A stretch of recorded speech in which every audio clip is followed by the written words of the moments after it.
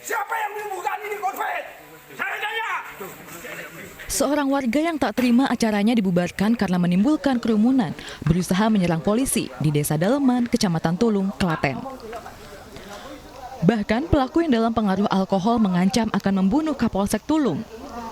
Tak hanya itu saja, polisi juga sempat mendapat perlawanan saat akan menyita sejumlah miras yang berada di sekitar lokasi. Akibat melawan aparat keamanan tersebut, 2 warga Mojosongo, Kabupaten Boyolali akhirnya diciduk polisi. Di situ didapatin memang beberapa warga sedang mabuk ataupun minum minuman keras, di mana Kapolsek langsung bertindak untuk membubarkan. Tetapi dari beberapa orang yang di situ melawan petugas dengan mengancam akan membunuh Kapolsek. Sejumlah barang bukti turut diamankan, seperti pakaian, rekaman video, dan miras. Kedua pelaku diancam pasal 214 subsidiar, pasal 211 KUHP tentang melawan petugas dengan hukuman 7 tahun penjara.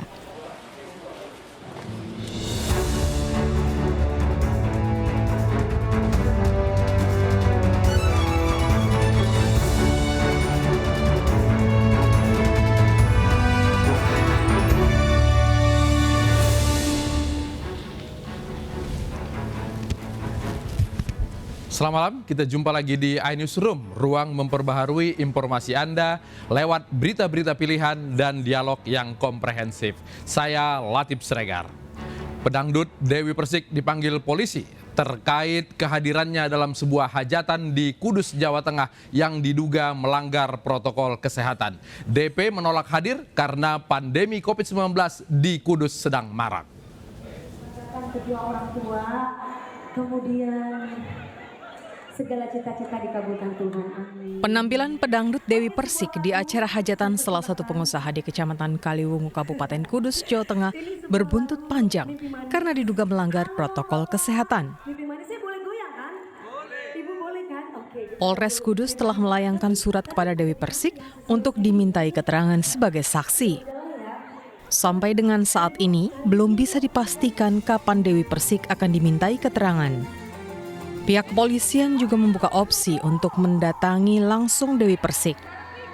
Saksi lain yang juga dimintai keterangan adalah camat, kepala desa, dan ramil dan warga sekitar. Kasus kerumunan hajatan mencuat setelah video yang memperlihatkan Dewi Persik viral.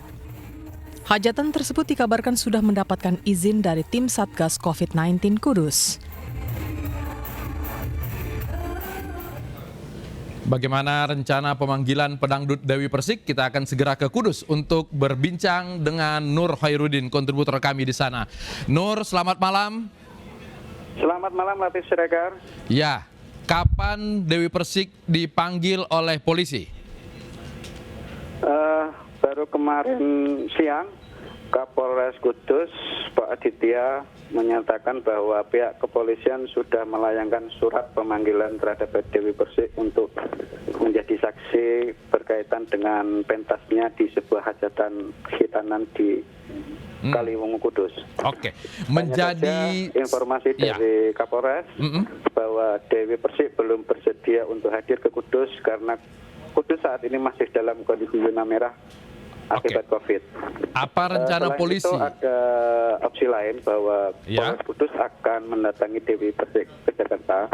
Namun itu pun belum bisa dipastikan kapan, mengingat saat ini rata-rata di Kudus memang tengah siaga terhadap COVID-19. Demikian. Baik. Kalau Dewi Persik belum bisa datang dan kemudian polisi juga belum berencana pergi ke sana, sebagai saksi Dewi Persik dipanggil ini apakah sudah ada tersangkanya atau ada pihak lain yang sudah diperiksa lebih dulu? Setelah viralnya video Dewi Persik manggung itu, ada beberapa pihak yang dipanggil, diantaranya pemilik hajatan, kemudian event organizer, kemudian camat dan ramil, Kapolsek, dan warga sekitar. Dari keterangan saksi itu, khususnya Satgas Kecamatan, bahwa ketika pemilik hajat melayangkan izin, sebenarnya mereka awalnya berencana untuk mengundang 1.000 hajatan oleh pihak Satgas ditolak hanya boleh mengizinkan 400 hajatan. Kemudian dari 400 undangan itu dibagi menjadi 2, yaitu 200 yang selisihnya ada 1 jam. Setelah itu kemudian hajatan itu selesai dan tidak ada izin ke Satgas Kecamatan bahwa akan menghasilkan Dewi Persik. Dan Dewi Persik itu manggung ketika pemilih hajat itu mengadakan seperti syukuran untuk keluarga, dan Dewi Persik kemudian menyanyi beberapa lagu setelah hajatan itu selesai. Oke. Artinya ketika ada upaya untuk mengurangi pengunjung yang datang, sebetulnya soal perizinan sudah clear pada saat pertunjukan itu berlangsung? Izinnya bukan di pertunjukan, tapi izinnya di hajatan mengundang warga untuk datang memberi doa pada penghajat yang jumlahnya 400. Dan waktu acara hajatan itu pun Satgas Covid Kaliwungu sudah hadir dan tidak ada persoalan di tingkat proses. Hanya yang menjadi persoalan adalah setelah hajatan itu kemudian pihak keluarga menyelenggarakan acara keluarga sendiri yang menghadirkan Dewi Persik. Dan ketika video Dewi Persik itu viral, kemudian ramailah menjadi karena pada saat itu tengah naik-naiknya COVID di Kabupaten Kudus. Artinya pemanggilan ini terkait juga karena tiba-tiba di Kudus hari-hari terakhir ini jumlah pasien positif COVID melonjak, begitu Nur? Iya, karena seluruh pagelaran seperti itu sudah lama dilarang dan tidak boleh dilaksanakan, baik itu di kafe, di pertunjukan di lapangan, di hajatan dan sebagainya. Dan pasca viralnya Dewi Persik itu kemudian Kabupaten Kudus melarang seluruh bentuk hajatan yang menghadirkan banyak orang. Bahkan akhir-akhir ini banyak hajatan yang diminta untuk tidak dilaksanakan. Oke, baik. Nur Hoirudin melaporkan langsung dari Kudus, Jawa Tengah. Masih soal Kudus, jubir Satgas COVID-19 menyoroti kenaikan signifikan kasus COVID di Kabupaten Kudus, Jawa Tengah. Salah satu penyebabnya adalah adanya kunjungan wisata religi berupa ziarah serta tradisi kupatan yang memicu kerumunan. Dari kunjungan tersebut, didapatkan keadaan ini terjadi sebagai dampak dari adanya kegiatan wisata religi berupa ziarah serta tradisi kupatan yang dilakukan oleh warga Kudus 7 hari pasca Lebaran. Hal ini memicu kerumunan dan meningkatkan penularan di tengah masyarakat. 24 warga desa Cibogo, Lembang, Kabupaten Bandung Barat, Jawa Barat terkonfirmasi positif COVID-19. Lockdown akhirnya dilakukan pemerintah desa untuk mengantisipasi penyebaran COVID.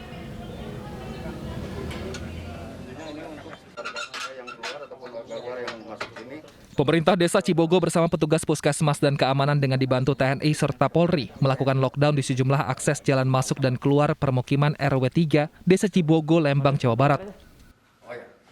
Aksi ini dilakukan untuk mengantisipasi penyebaran COVID-19. Pasalnya sebanyak 24 warga terkonfirmasi positif COVID-19 setelah dilakukan swab antigen di Puskesmas Cikole.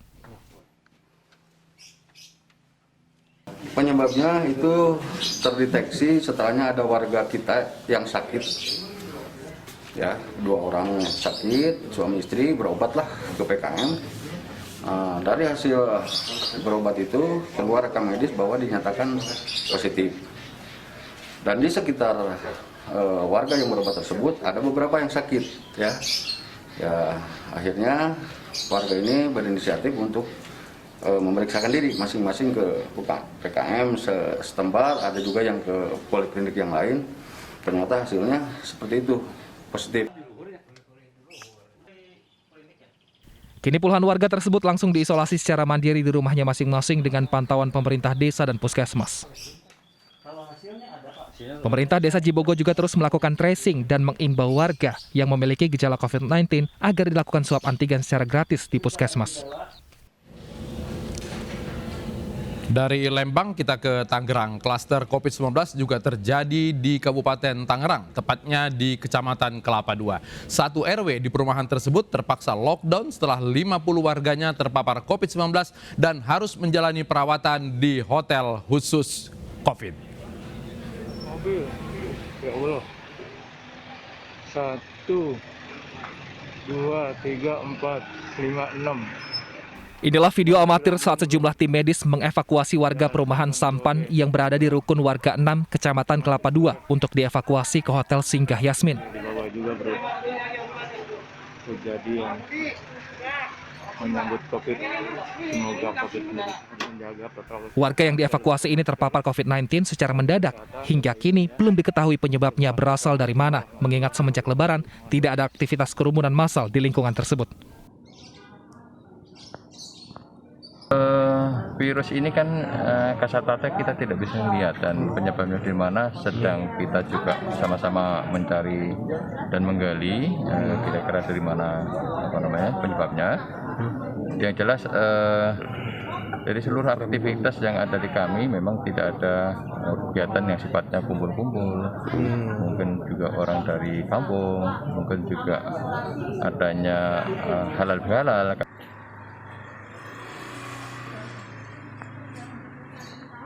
Hari ini seluruh akses ditutup dan hanya membuka satu akses pintu masuk guna membatasi aktivitas warga. Untuk meminimalisir sebaran yang lebih masif, Satgas COVID-19 juga langsung melakukan pengawasan dan pemantauan terhadap klaster di lingkungan di Kecamatan Kelapa II ini.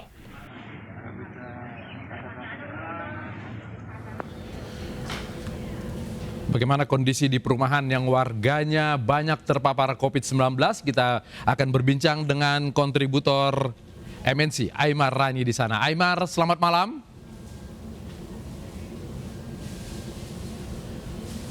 Aymar, selamat malam.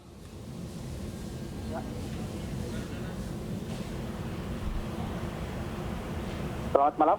Ya, bagaimana situasi di sana di perumahan yang terpapar COVID tersebut malam hari ini? Baik. Dapat saya informasikan bahwa kondisi saat ini akses di kawasan ini masih menjalani lockdown sehingga aktivitas warga sangat dibatasi karena sampai saat ini 3 RT yang berada di lingkungan RT 7, 8, 9 yang masuk dalam kategori RW 6 ini semuanya dalam kondisi terkunci bagi aktivitas warga. Namun demikian, untuk beberapa hal-hal tertentu masih dapat pilihan untuk melakukan aktivitas di luar, tapi sifatnya sangat terbatas. Dan dari 53 warga yang dinyatakan reaktif COVID saat ini memang sudah berada di Hotel Singgah Yasmin, yang hal ini dievakuasi oleh tim Satgas COVID-19 Kabupaten Tangerang. Upaya tracing juga terus dilakukan oleh pemerintah Kabupaten Tangerang, dalam ini Satgas dan juga Dinas Kesehatan setempat, sehingga tracing adalah bagian dari upaya yang dilakukan oleh pemerintah setempat untuk meminimalisir kemana saja sebaran dari Corona 19 ini. Demikian. Apakah 50 warga terpapar ini dalam waktu bersamaan atau dalam beberapa hari? Memang waktunya dalam rentang waktu yang relatif nyaris beriringan gitu. Jadi dalam kurun 1-2 hari ini tiba-tiba ada masyarakat di sekitar lokasi mengalami sakit secara massal, dan setelah dilakukan rapid antigen oleh tim kesehatan ternyata dinyatakan reaktif dan langsung dilakukan tracing secara masif di lingkungan RW 6 ini. Dan upaya itu langsung sampai saat ini masih dilakukan oleh tim kesehatan dari Dinas Kesehatan Kabupaten Tangerang. Klaster perumahan di beberapa tempat karena ada warga yang berkumpul atau ada warga yang mudik lalu kemudian tidak sadar dan kemudian menjangkiti warga-warga yang lain. Kalau di sana apa penyebab awalnya?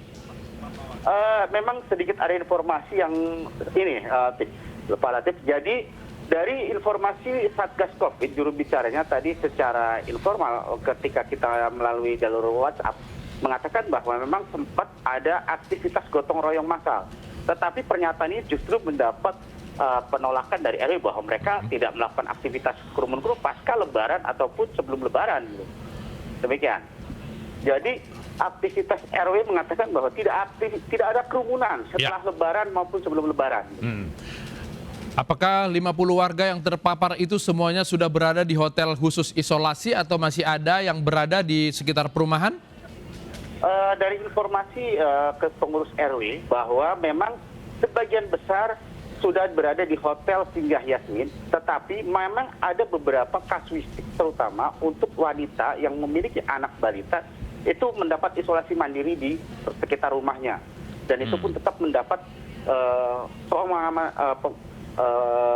penjagaan ekstra ketat dari Satgas Covid supaya tidak ada paparan terhadap anak yang berada di sekitar rumah itu.